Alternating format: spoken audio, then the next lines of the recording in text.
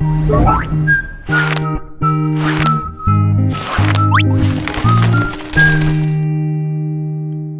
Saving और investing में।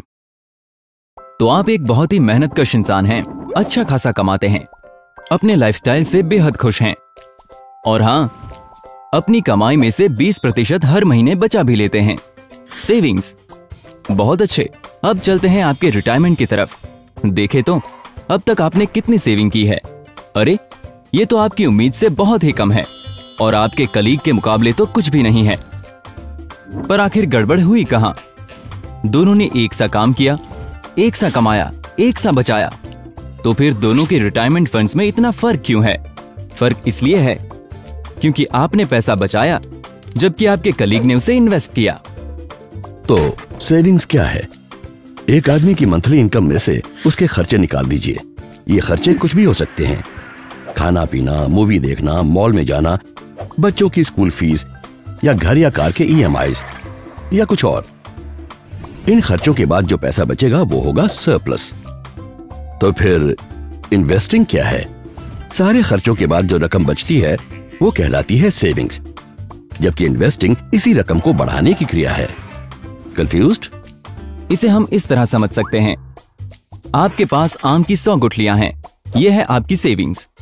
अब या तो आप इन्हें इस बक्से में जमा करके खुश रहिए, जो काफी बेवकूफी भरा काम होगा, या फिर आप थोड़ी सी होशियारी दिखाते हुए इन्हें जमीन में गाड़ सकते हैं। अगर आप जरा सी प्लानिंग करें और थोड़े से सब्र से काम लें, तो आपको मिलेगा असली फलों से भरपूर आम के पेड़ों का एक झुंड। इसलिए गुठली को बेकार न छोड़ें, उसे जमीन में उगाकर तब तक देखभाल करें जब तक वो पेड़ नहीं बन जाती। ये सारी क्रिया इन्वेस्टिंग की क्रिया की तरह ही है। इसको इस तरह से देखिए, सेविंग्स कच्चा माल है और इन्वेस्टिंग वो क्रिया जिससे उसका फायदा उठाया जा सकता है। तो शुरुआत सेविंग से करें और फिर उसे सही इन्वेस्टमेंट ऑप्शंस में इन्वेस्ट करके नेक्स्ट लेवल तक पहुंच जाएं। पर ये नेक्स्ट लेवल है क्या और सेविंग्स को वहां तक ले जाने की क्या जरूरत है? मान लीजिए आप अपनी बेटी को 10 साल बाद डॉक्टर बनाना चाहते हैं और उसकी पढ़ाई का कुल खर्चा आज के हिसाब से करीब 50 लाख रुपए का होता है। मतलब अगर आप हर साल 5 लाख रुपए बचाएं, तो 10 साल बाद आपके पास पूरे 50 लाख रुपए जमा हो जाएंगे। सही बात है ना? पर क्या 10 साल बाद भी उसके लिए इतना पैसा काफी होगा? नहीं। तो इसके लिए जिम्मेदार कौन है? इन्फ्लेशन। 10 साल बाद 6% के एवरेज इन्फ्लेशन रेट से उसी पढ़ाई का खर्चा 89 लाख से भी ज्यादा हो चुका होगा। अब या तो आप अचानक हर साल करीब 9 लाख रुपए की बचत करना शुरू कर दें, या फिर अपनी लिमिटेड सेविंग्स को जरा होशियारी और नियमित रूप से हर साल कुछ इस तरह इन्वेस्ट करें ताकि 10 साल बाद आपको आपकी मनचाही रकम मिल सके। जी हाँ, इन्वेस्टमेंट आपकी सेविंग्स को सही दिशा में ले जाकर आपकी हर जरूरत पूरी कर सकता है, ताकि सालों बाद आप अपनी बेटी की मेडिकल एजुकेशन के लिए जरूरी पैसा इकट्ठा कर सकें। सेविंग्स को इन्वेस्टमेंट में बदलने के लिए जिस चीज की बेहद जरूरत पड़ेगी वो है डिसिप्लिन। मामला सिर्फ डेडिकेशन का है, एक लंबी अवधि तक नियमित और सुचारू रूप से सेविंग और इन्वेस्टिंग करना।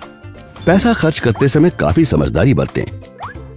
अपनी रकम को लक्ष्य ध्यान में रखते हुए इन्वेस्ट करें और लक्ष्य को पाने की समय सीमा निश्चित कर लें। सेविंग्स और इन्वेस्टमेंट एक ही सिक्के के दो पहलू हैं। सेविंग से फ्यूचर गोल्स को प्लान किया जा सकता है, तो समझदारी से इन्वेस्ट करके उन गोल्स को पाया जा सकता है। क्योंकि ऐसी डिसिप्लिन भरी सेविंग का फायदा ही क्या जिसे समझदारी के साथ इन्वेस्ट ही न किया जाए।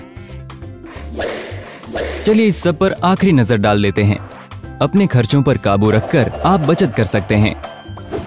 नियमित बचत करें, लंबे समय तक करें और उसे सही तरीके से समझदारी के साथ इन्वेस्ट करें। चलिए एक बार फिर आपके रिटायरमेंट की तरफ चलते हैं। वाह, आप तो 65 साल की उम्र में भी ऐश कर रहे हैं।